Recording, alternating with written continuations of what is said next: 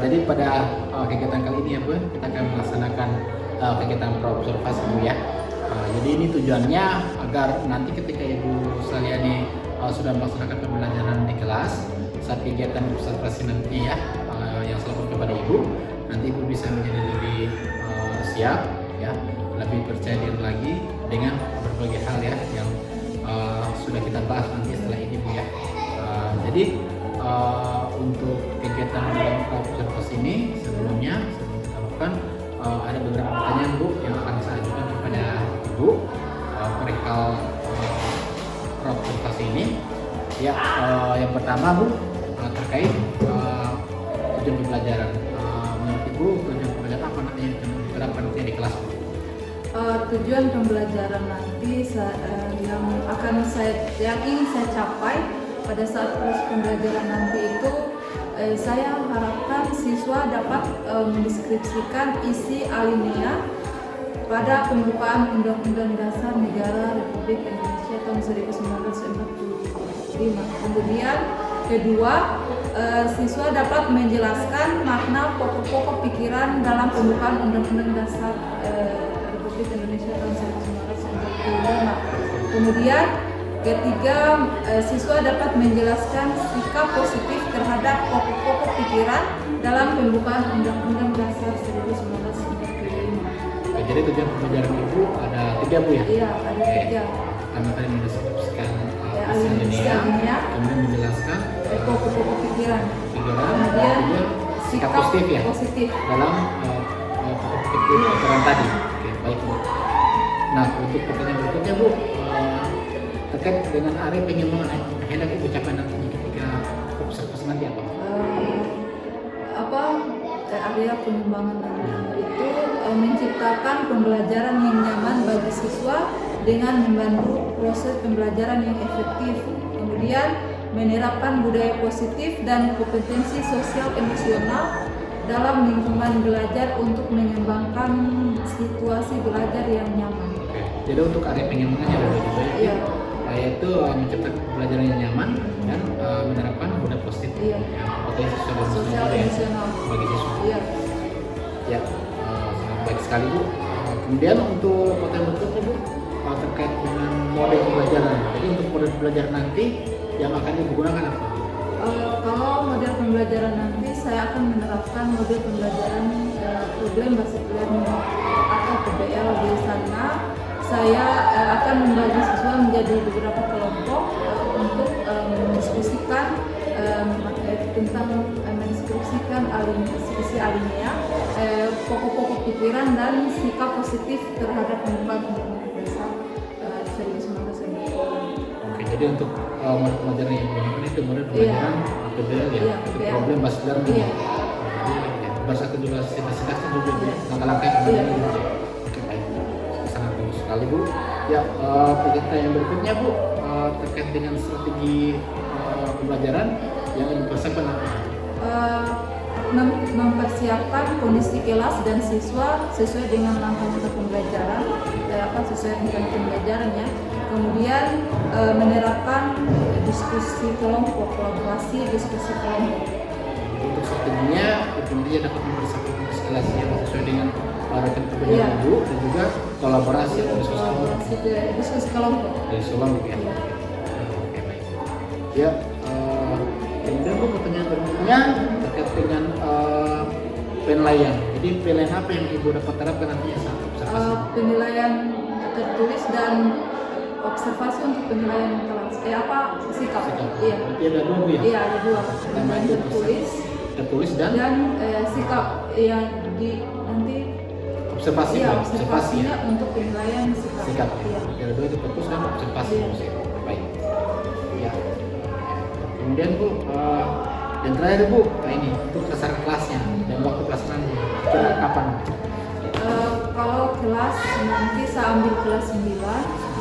Kemudian pelaksanaannya itu waktunya itu hari Jumat tanggal 8 November jam petang. Jadi untuk kelasnya kelas 9, waktunya hari Jumat jam pertama Bu ya. Ya, mungkin pertanyaan saya sih Bu ya terkait dengan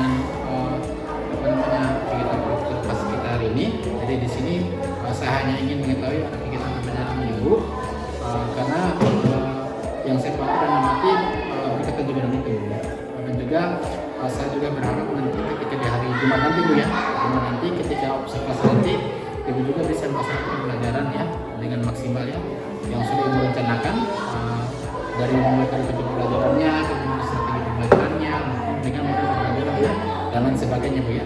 Dan juga saya juga berharap nanti di hari Jumat nanti kita bisa berjumpa lagi Bu ya, dalam kegiatan observasi, dan nanti kita akan ikut pada kegiatan pasca observasi. Baik Bu, terima kasih Bu, dari saya sekian dan semoga dapat terlaksana dengan baik ya. Oke, assalamualaikum warahmatullahi wabarakatuh. Waalaikumsalam.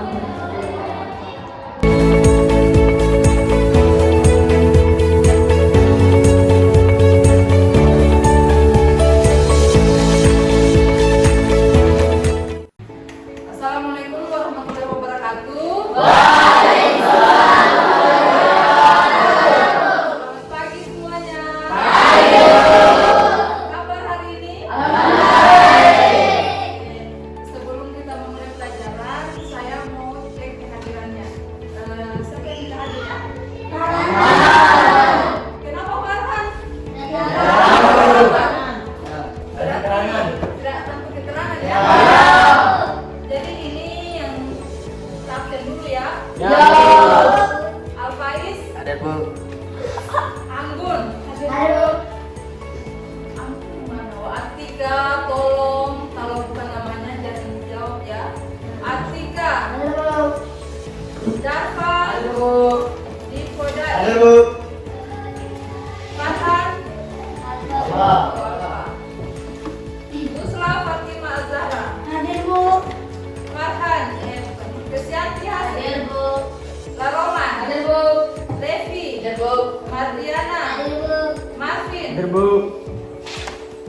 Rehan, Resti, Rian Zulfikar, Rizky Aditya, Saiful, Salsa Ayu, Sinta, Siti Hardina, Ruben Arfan. Oke. Sebelum kita mulai pelajaran, tolong ketua kelasnya pimpin dulu doa untuk kita mengawali pelajaran hari ini. Teman-teman, sebelum kita memulai pelajaran, kita baca doa. Doa dimulai. Bismillahirrahmanirrahim. Rabbi zidni ilma warzuqni fahma. Doa selesai. Oke. Sekarang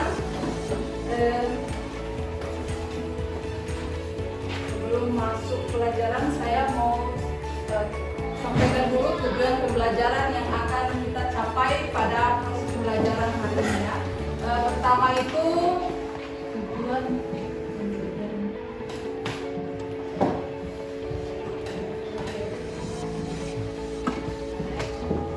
pertama, siswa dapat mendeskripsikan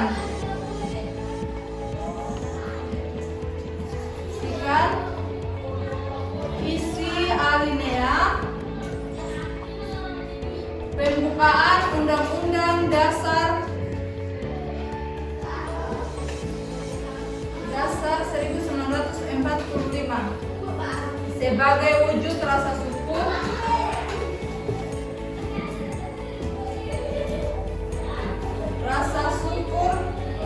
kepada Tuhan Yang Maha Esa.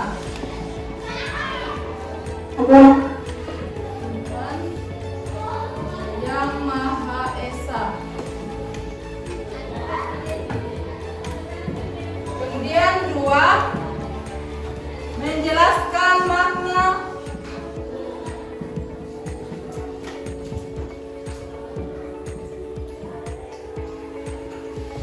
pokok-pokok pikiran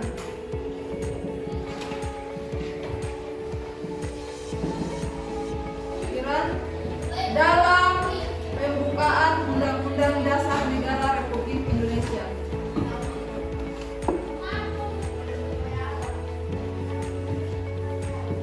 Tiga, menjelaskan sikap positif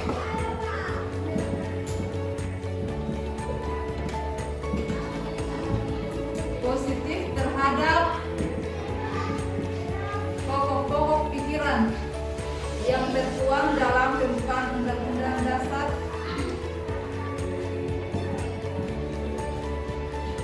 Undang-Undang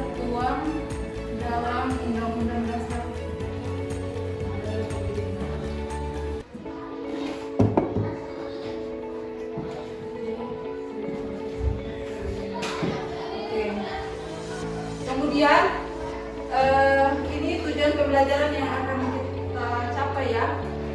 Sebelumnya saya mau tentukan dulu kesepakatan kelas pada hari ini. Oke? Jadi ini kesepakatan kelas. Saya harap kita sepakati semua ya supaya pembelajarannya itu berjalan dengan lancar. Pertama,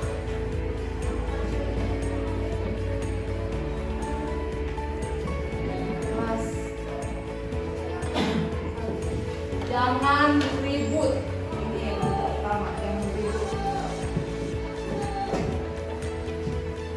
Ini untuk rupanya jangan ribut di kelas. Yang sering saya tegur. Kemudian menghargai pendapat teman ketika berdiskusi. Pendapat teman ketika berdiskusi.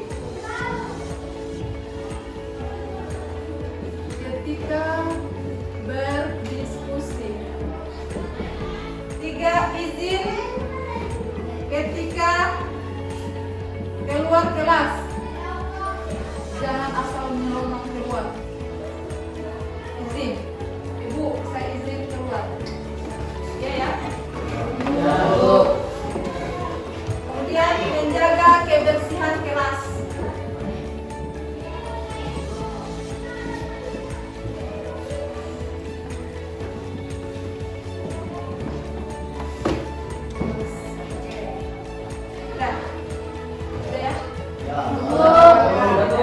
Ada 4 poin, saya harap bisa disepakati bersama dan dilaksanakan. Oke? Kita hari ini belajar tentang pembukaan Undang-Undang Dasar Negara Republik Indonesia tahun 1945. Ada yang tahu Undang-Undang Dasar? Maksudnya hafal begitu?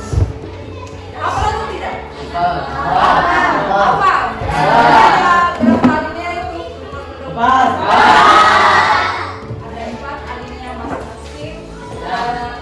Ya, kenapa 8? Jadi di sini kita akan belajar mengenai makna. Kita membahas makna-makna alinea, pokok-pokok pikiran yang terkandung di dalam perubahan Undang-Undang Dasar 1945. Oke, selanjutnya Ibu Guru akan membagi kelompok.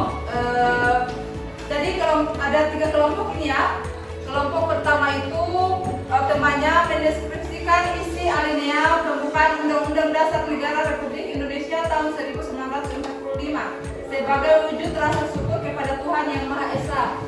Kemudian kelompok 2 menjelaskan makna pokok-pokok pikiran dalam pembukaan Undang-Undang Dasar Negara Republik Indonesia tahun 1945. Kemudian kelompok 3 menjelaskan sikap positif terhadap pokok-pokok pikiran dalam pembukaan Undang-Undang Dasar 1945.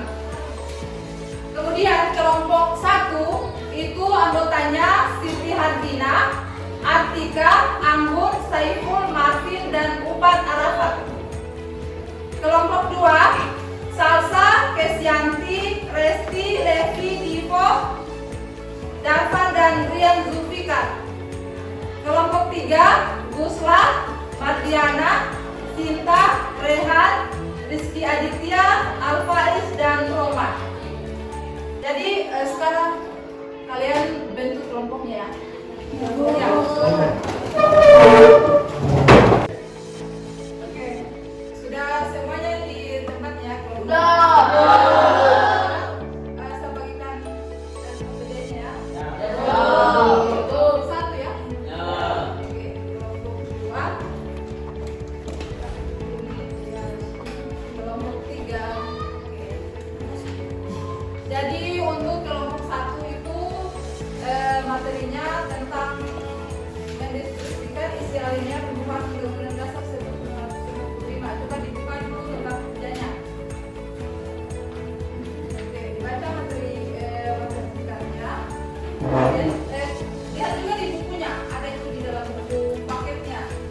Di situ ada lembar diskusi dan tuliskan.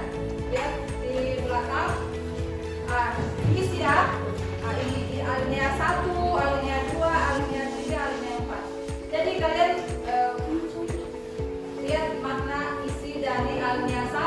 alinea 2 dan alinea 3. Kemudian alinea 4 ya, sudah? Atau masih belum jelas? Sudah jelas. Kemudian untuk kelompok 2 itu kalian baca materinya ada di dalam KPD materi esensinya, pokok-pokok pikiran tentang Undang-Undang Dasar Negara Republik Indonesia tahun 1945. Kemudian ada juga di buku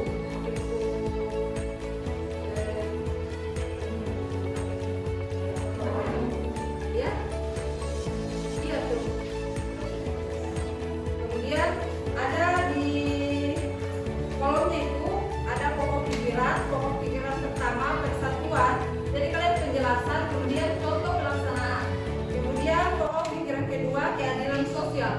Ya, ada juga penjelasannya, contoh pelaksanaannya. Kemudian pokok pikiran ketiga kedaulatan rakyat. Itu ada juga penjelasannya, kemudian tulis juga contoh pelaksanaannya. Kemudian pokok pikiran keempat ketuhanan menurut dasar kemanusiaan. Itu kalian juga sertakan penjelasan dan contoh pelaksanaan. Ya, baca materinya dengan di pakai itu. Ada ini sekarang bilang 39 ya. Kemudian jadi sudah oke. Kalau kelompok ketiga baru dilihat lembar ya. Ini ya pokok pikiran, ada persatuan. Jadi sikap positif yang ditampilkan itu di lingkungan keluarga, ada di lingkungan keluarga, lingkungan sekolah, lingkungan bangsa dan negara. Begitu juga dengan pokok pikiran keadilan sosial. Itu ada juga di lingkungan keluarga, sikap positif apa kalian tulis, lingkungan sekolah, lingkungan bangsa dan negara. Kemudian kedaulatan rakyat, sikap positif yang ada di lingkungan keluarga, di lingkungan sekolah dan di lingkungan bangsa dan negara. Kemudian sikap pokok pikiran ketuhanan. Jadi kalian cari juga sikap positif di lingkungan sekolah, lingkungan keluarga dan lingkungan bangsa dan negara. Oke? Paham ya? Silakan kalian sudah sampai di mana? Di alinea 1. Ya, ada yang satu apa? Ya, ini bisa.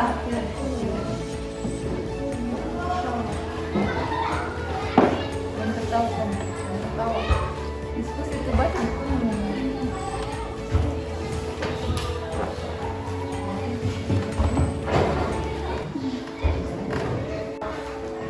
Mulai. Itu di belakang. Apa-apa nanti kalau tapi dikasih jelas ya. Kalau ini untuk pokok pikiran 1, 2, 3, oke? Ada yang tidak dipahami?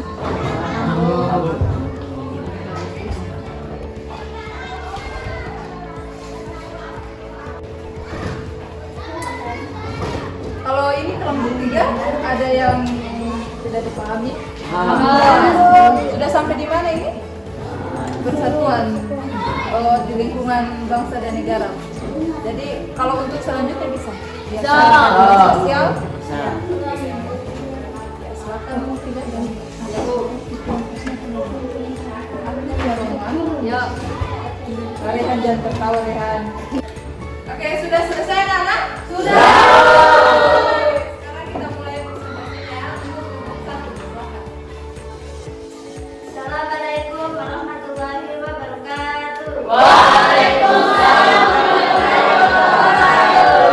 Kami dari kelompok 1 dan kami akan mempresentasikan hasil kerja kami yang bertema makna alinea pembukaan Undang-Undang Dasar 1945. Sebelum itu saya akan memperkenalkan anggota kelompok 1. Pertama Anggun, kedua Upana Rafat, ketiga Marvin, keempat Atika, yang kelima Sayuful dan keenam saya sendiri. Makna alinea pembukaan Undang-Undang Dasar 1945. Alinea pertama, pembukaan Undang-Undang Dasar Negara Republik Indonesia tahun 1945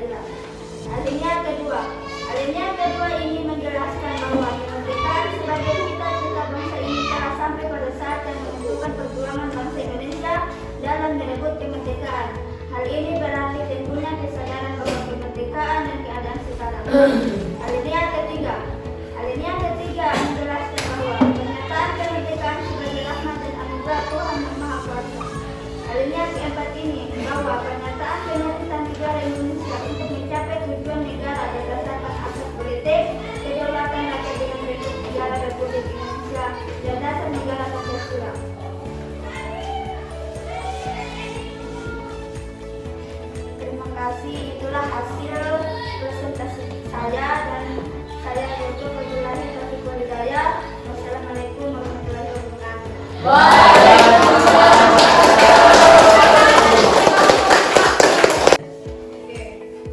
Oke, kita sudah selesai berdiskusi ya. Ya. Sudah dengan materinya masing-masing, kalian sudah paham ya apa yang kalian pelajari hari ini tentang makna alinea pembukaan Undang-Undang Dasar 1945. Ada 4 alinea. Kalian sudah pelajari tadi, sudah diskusi dengan teman, kemudian pokok-pokok pikirannya ada pokok pikiran persatuan, keadilan sosial, kedaulatan rakyat, dan ketuhanan yang Maha Esa. Jadi saya harapkan kalian bisa menerapkan itu di dalam kehidupan sehari-hari, baik di sekolah, di rumah, atau dalam masyarakat. Oke? Ya. Jadi setelah belajar pelajaran ini, apa yang manfaat yang kalian peroleh, yang kalian bisa kalian dapatkan dari pelajaran hari ini tentang makna ini apa? Siapa? Apa manfaatnya tuh? Iya, ampun, kenapa dia? Arti kan? Orang bisa memahami pelajaran tersebut. Oh iya, baguslah. Kami dapat mengetahui tentang sikap positif dalam pokok-pokok pikiran Undang-Undang Dasar Negara Republik Indonesia tahun 1945. Oke, kalau kelompok 2, siapa? Kami jadi mengetahui dan memahami hakikat pokok pikiran pembukaan Undang-Undang Dasar Republik Indonesia tahun 1945. Kalau ada lagi? Sudah ingat? Jadi tugas kita sebagai suku bangsa Indonesia itu mempertahankan serta mewujudkan cita-cita dari pokok-pokok pikiran pembukaan Undang-Undang Dasar. Jadi untuk hari ini sudah selesai sampai di sini ya. Kemudian minggu depan kita masuk pada materi baru, yaitu kedaulatan negara kesatuan Republik Indonesia. Ya. Ada di bab 3. Jadi saya harap kalian pelajari memang materinya. Tiba minggu depan baru buka. Jadi kalian ada gambaran umum untuk materi itu. Jadi saya harapkan kalian belajar memang di rumah dari referensinya. Oke?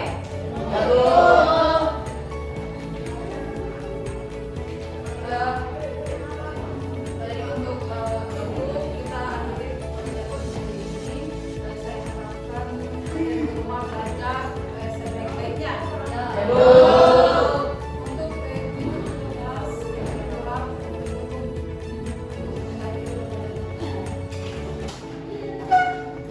kelas Baik, saya akan membacakan doa. Bismillahirrahmanirrahim. Alhamdulillahirabbil alamin. Arrahmanirrahim. Maliki yaumiddin. Iyyaka na'budu wa iyyaka nasta'in. Ihdinas siratal mustaqim. Siratal ladzina an'amta 'alaihim ghairil maghdubi 'alaihim waladdallin. Amin. Oke, aku dulu pelajaran.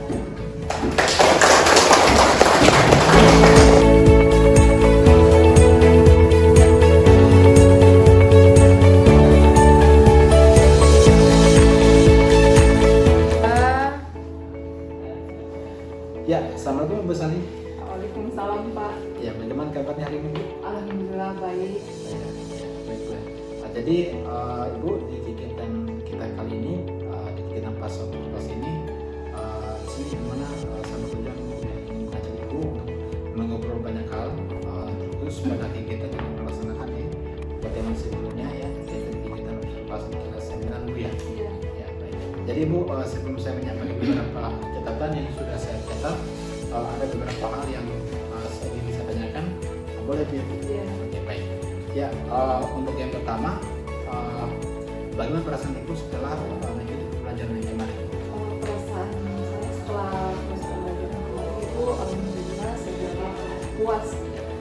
dan ada beberapa hal yang saya itu belum sempurna, masih perbaikan, perlu perbaikan lagi. Iya. Nanti masih ada beberapa hal yang belum disebutkan perbaikan lagi. Oke, baik. Oke, lalu Bu, bagaimana perasaan Ibu ketika dalam melaksanakan kegiatan pembelajaran kemarin ada adanya kaitan supervisor ya, atau saya sendiri di dalam kelas? Perasaannya itu gugup, ada tegang, karena kan sebelumnya tidak pernah gitu, maksudnya proses pembelajaran sebelumnya saya sendiri, jadi ketika ada bapak di dalam ya awal-awalnya itu tegang, tapi setelah itu ya mengalir seperti biasa. Dan sedikit agak tegang Iya. ya. Baik. Yang penting proses pembelajarannya berjalan dengan lancar. Iya. Baik, ya. Oh ya Bu, nah pertanyaan berikutnya bisa Ibu ceritakan kembali bagaimana proses pembelajaran yang Ibu lakukan kemarin dalam kelas ini? Untuk proses pembelajaran kemarin itu alhamdulillah berjalan sesuai dengan apa yang saya rencanakan. Dalam proses pembelajaran juga saya sudah sampaikan tujuan pembelajarannya, melaksanakan pembelajaran yang berdifferensiasi, kemudian aku mengelompokkan siswa itu sesuai dengan minat siswa, ya kemampuan siswanya, tidak sama rata, tidak diberikan kemampuan. Ya, ini baik Bu ya. Jadi ini juga mungkin sama seperti yang sudah saya catat kemarin Bu ya, pada di observasi kemarin, karena apa yang Ibu rencanakan juga sepertinya sudah tampak semuanya di kita observasi, di mana juga Ibu sudah sampaikan tujuan pelajaran juga, dan juga Ibu sudah melakukan sistematis pembelajaran dan melakukan pembelajaran di mana Ibu kemarin menggunakan model PBL ya, komunitas tetapi dalam melakukan diskusi kelompok, kemudian juga sudah sudah baik dalam melakukan diskusi kelompok yang membagi kelompok berdasarkan dengan murid, kemudian juga bagaimana presentasi juga hasil diskusi kelas itu sudah baik, kemudian bagaimana juga evaluasinya yang Ibu lakukan juga di dalam kelas maupun bagaimana kemudian kemarin saat di akhir pembelajaran sudah melakukan kesimpulan pembelajaran. Saya pikir juga sudah semuanya juga sudah sangat baik ya. Baik. Dan ini juga mungkin sudah sama dengan catatan saya yang sudah kasih bahwa semuanya berjalan dengan lancar. Baik. Ya, ya mungkin untuk yang berikutnya Bu ya. Nanti ini Bu masalah hambatan. Nah, kira dari proses pembelajaran ini melaksanakan itu apakah ada hambatan yang terjadi dalam kelas? Hambatan itu di siswanya, bukan hambatan sebenarnya, tapi perlu perbaikan lah pokoknya. Karena siswa itu ada yang dalam diskusi itu ada yang kurang aktif dalam diskusi. Mungkin di situ seharusnya saya kasih lebih sedikit instruksi pokoknya, atau pokoknya saya lebih mengontrol apabila mereka sudah banyak cerita atau diam tidak aktif,